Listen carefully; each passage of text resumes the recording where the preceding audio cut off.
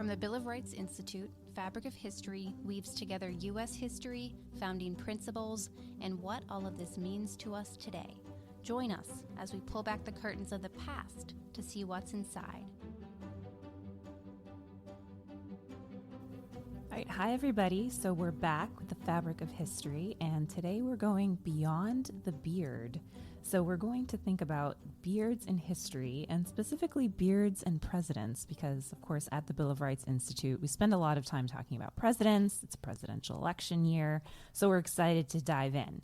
So I'm Mary, and I'm here with you again, and I'm joined with Eryn. Hello. And a special welcome to Kirk, who is joining us for this particular podcast. Hi, Kirk. Hello. Tell us a little bit about what you do here at BRI. Sure. So I am the Senior Manager of Education here at the Bill of Rights Institute. So I oversee the development of all of BRI's educational content. And he also rocks a beard. So Yes. that's one of the other reasons Full he disclosure. has joined us today. I do have a beard, and I am slightly biased toward bearded presidents, particularly Benjamin Harrison, who is from my home state of Indiana. That's fascinating. Eryn and I do not have beards, and we're also just putting that out there. All right, so let's talk beards. So here at the Bill of Rights Institute, we spend a lot of time thinking about presidents and, strangely enough, beards. We have several bearded employees in the office, and it's funny how often the conversation comes back to beards. So we decided to put the two together, presidents and beards. So for the past several decades, it's always been a clean-shaven face that wins the presidential race. But was this always the case? Facial hair used to be pretty on trend while running for political office. But what changed, and why are we so hard-pressed to name bearded presidents today? So who are these presidents that rocked beards and mustaches and mutton chops? Can we go beyond the beard? So I spend a lot of time working on Life, Liberty, and the Pursuit of Happiness. So that's BRI's forthcoming APUSH online resource, which is really exciting. And currently I'm looking at the 1960s, and there's a lot of pictures of the hippies and the counterculture with the beards.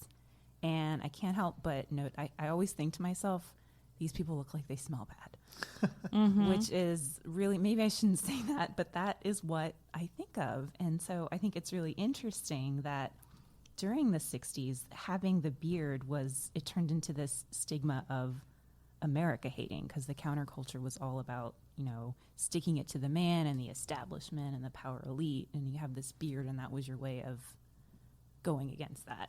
But I think it's super interesting, though, because you're looking at beards being countercultural, right? So there's a sense that, in the 1950s, you had this clean-shaven look, right? The high and tight haircuts, and everything's supposed to be, particularly during the Eisenhower administration, that like very clean, all-American, I'm doing air quotes, it's hard to do on a podcast, but you have that all-American look, right? And in the 1960s with the counterculture, it's that those beards are on the outside, that they are something that is a sign of rebellion, is a sign of going against what's expected and trying to show off personality and identity in a different kind of a way.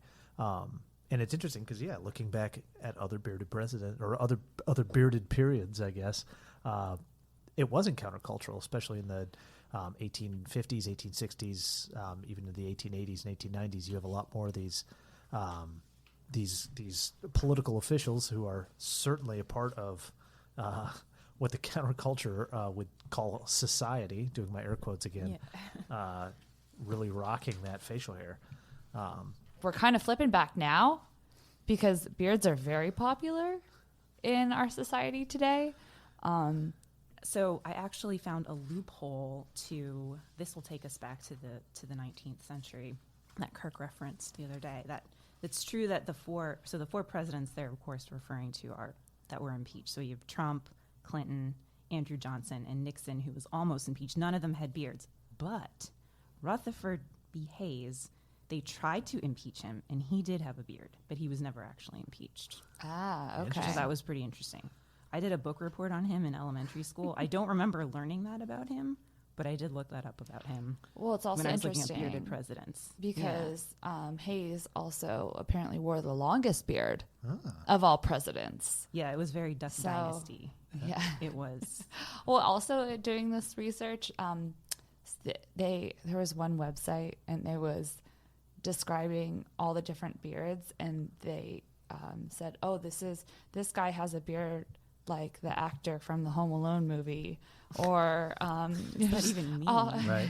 well, they showed a picture. It was I don't remember who. One of the wet bandits, I Yeah. guess. I didn't No, think it wasn't either the of wet them bandit. had It was beards. Oh, the neighbor. It was the neighbor. Yeah. Yes, Wow. yes, yes. Exactly. Good memory Good there. pull. Yeah, Right. I'm impressed. But it was really funny going through how they described each president's beard. Yeah. But maybe that's what we kind of need to pivot to, is talking about these presidents, and not just beards, right?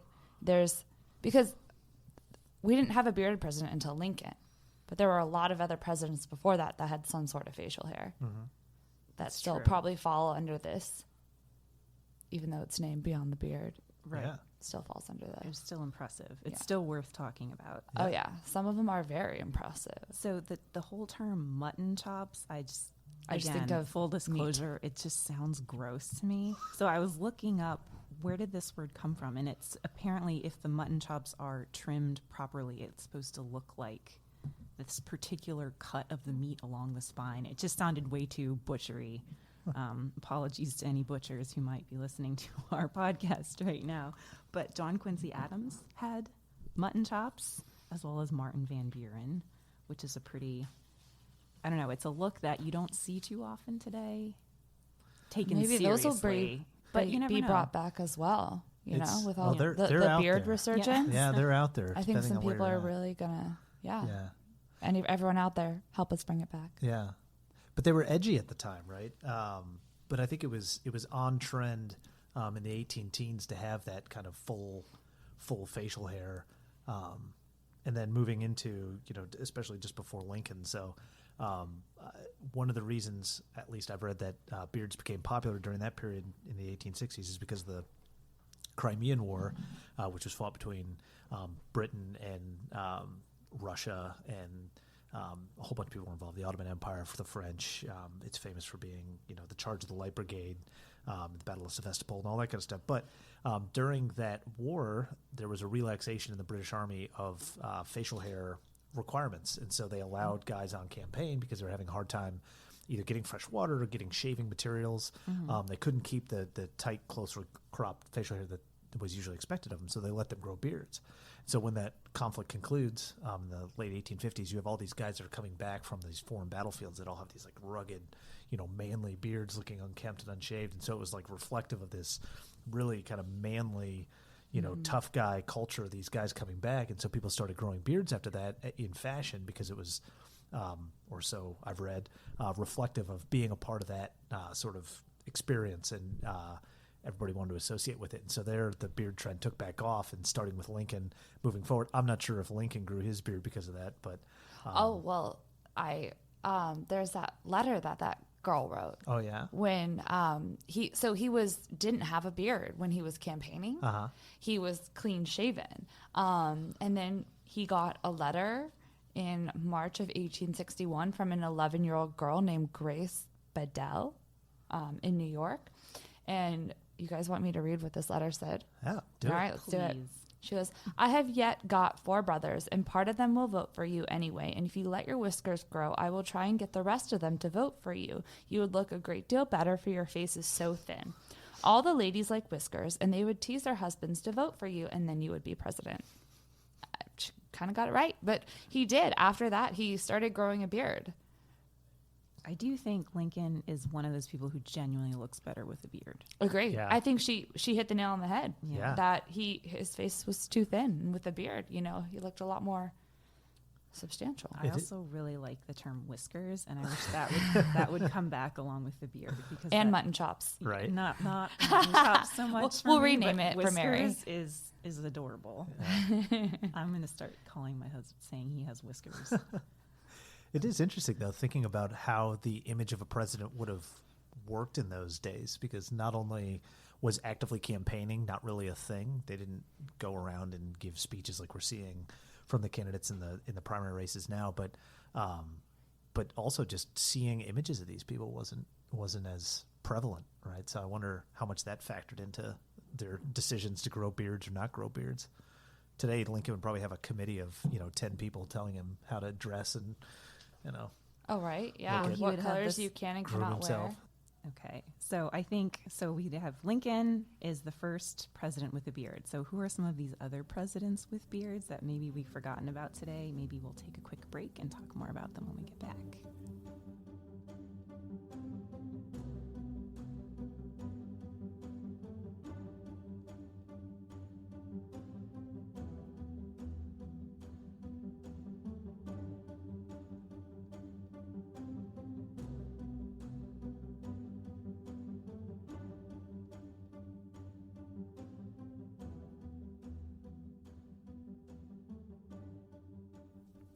Okay, so before the break, we had just talked about Abraham Lincoln being the first truly bearded president. Fun fact, it was not a full beard, and it was known as a chin strap, which is also super interesting. But so we were talking about this arc of presidential beards. So Lincoln starts us off, and then they get a little bit longer with Rutherford B. Hayes, and then they kind of trickle out again. So Eryn was saying something about a pie chart of beards. This is intriguing. Please tell me more about this.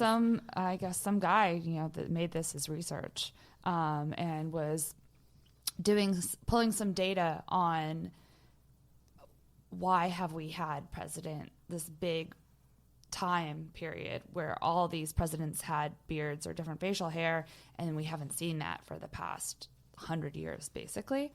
And so he pulled all his data points and then converted it into a pie chart that is color coded, that you read like a clock from 12 clockwise all the way around, reading from 12 being the first president all the way again to 12 being current day. And I would say from 2 to 5, it's all blue, and that was all bearded presidents or presidents who had facial hair. And then 6 all the way back to 12 has been clean-shaven presidents. And it's really interesting that there's just this very clear time period where it was all about the facial hair, and then it just has stopped so abruptly, and we've just continued to this trend that clean-shaven men thus far have been seen as president. But it's been interesting. There was a study that was done in 2010 that since women have won the right to vote, that facial hair became less popular among politicians because of its association with chauvinism and domestic violence. Like, there was this connection that was done in this study. And you think about it, though, it's like 1920 wasn't too far off from Howard Taft, which was 1913. And so, again, correlation does not equal causation. That is just one study that was done. So once women got the right to vote, men started not having beards anymore because beards were associated with chauvinism. Whenever I think about bearded presidents, though, I'm always thinking about, from Hayes in 1876, or the election of his assumed presidency in 1877, but then up through, I think, Benjamin Harrison is like when it tails off for me. But I think when I'm referring to bearded presidents, I guess that's what I'm always thinking of. And that period's interesting to me because everybody always forgets those presidents, it seems like Garfield. Poor Garfield didn't have much time in office. Cleveland was... I don't know anything about James Garfield other than he was assassinated. Yeah. But of the assassinations, he's the one people usually overlook too, right? Yeah. Well, because he wasn't... didn't he not die right away? He went to go and recuperate, I believe. And then got an infection a couple days later. Yeah, it happened fairly quickly. A few days. Yeah. But I think that's why people really remember assassinations, because it was kind of like, oh my gosh, this happened and they're dead. That's true. Dead, and the vice president takes over, and this was just kind of more of a slow burn. Yeah, yeah. But people remember like William Henry Harrison, and his pneumonia. But I think people forget those presidents because they just weren't as unlike now, where the executive branch is very much like the branch in the government. During that period, the legislative branch was much more the dominant branch, and so because of that, that's where most of the debates took place. That's where most of the action was. so my working theory is that those poor bearded presidents get overlooked because of that. So maybe they were growing a beard because they just wanted to stand out. They're Well, like, hey, again, to don't assert forget their about us. manhood. Yeah, exactly. Yeah, it falls right in line with this theory. Yeah. See, Well, and then So- they even say that's why Martin Van Buren had these giant mutton chops because he was only 5'6", yeah. and so it was trying to make him look like a bigger person. Yeah. He's also in the shadow of Andrew Jackson, who had quite the personality. So Yeah. he's trying to make himself stand out a little bit, I guess. I don't know. Did it work? No. Well, I think that just the idea of looking presidential is very interesting because I think that's something that's, I don't know if that's a pendulum swing or that's just changing with the times or reflecting the times. But like you said, in the 20th century, so Taft was our last president with facial hair and he just had a mustache, although it was pretty great mustache. Yeah. His mustache It's was a killer so- mustache. Yeah. Yeah. And he did not get stuck in the bathtub. Disappointingly, but I heard that that's just not true. But yeah, and all in the 20th century, they've all been clean shaven. So is that going to continue? Because like you said, there's so much this resurgence of beards. There's this whole aisle on beard gear in Target. It's interesting to me. Yeah. Like I can't even go down here because I don't have a beard. and I I'm feel thinking left out. though, we're talking about beards in the counterculture movement, and I wonder if it's still transitioning almost out of another iteration of that today. I wonder though too that because popular public image is so image driven now, right? We were talking about that a little bit earlier, but I wonder if beards are or facial hair generally is just more divisive. And so, you're more neutral if you're clean shaven. And so, you're going to appeal to a broader range of people, whereas the beard, people are either going to like it or not like it. And I don't know. Or we're on a trend and soon, before beards weren't, seen as clean and professional. And now maybe they will be soon. Or maybe we'll see a hipster president with flowers in his beard and the whole deal. That'd be The man great. bun, Yeah. too. Oh, Lord. Yeah. Whiskers, mutton chop, man Whiskers. bun. Yeah. All of the above. I wonder what president had the longest hair, actually, now that you say that.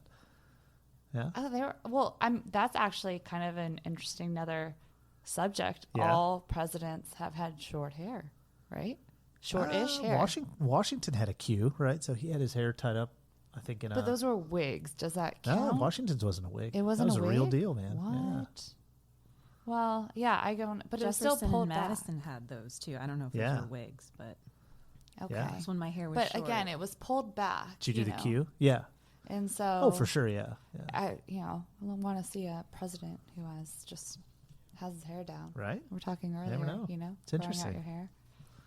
I don't know. I do think it is pretty divisive. Or I think it's just a very divisive thing. So I do think Yeah. maybe it's just that it's easier for a politician to just not have one. Right. But perhaps that will be changing. I would do But- wonder, though, we're talking about image consultants for political candidates, and if this is actually a conversation that comes up, you can or cannot grow a beard. Oh, I'm sure. I'm sure Yes. it does. Yeah, I'm sure it does. But I think too, again, it comes down to like the professional business of government. So maybe maybe it's just the role the government plays in our lives now and how that's changed. But it's interesting that beards are still seen as, I guess, fashionable or also in arts. Like you see a lot of musicians with beards and things like that. And, which I think has been a trend. I think artists have always. We were talking about Walt Whitman earlier. I think Walt Whitman certainly had like a pretty gnarly beard. He looks like Gandalf. I'm Yeah, going to say, it's very triangular. See, but Yeah. we're doing exactly what we're assuming everyone else would do if a political candidate had a see, beard. yeah, exactly. We Exactly. are critiquing every single beard and For facial sure. hair of everyone we have talked about. right. And I I mean- guess therein lies probably the problem for all those political I candidates. guess, yeah, if you're going to put yourself on the national stage like that, I guess you have to be ready for people to pick you apart, which is sad, but I think it's kind of true. But you should tell us, what do you think about facial hair? And are we going to see a bearded president in the next 20 years? Please let us know your thoughts or any thoughts at comments@fabricofhistory.org. The Bill of Rights Institute engages, educates, and empowers individuals with a passion for the freedom and opportunity that exists in a free society. Check out our educational resources and programs on our website, mybri.org. Any questions or suggestions for future episodes? We'd love to hear from you. Just email us at comments@fabricofhistory.org. And don't forget to visit us on Facebook, Twitter, or Instagram to stay connected and informed about future episodes. Thank you for listening.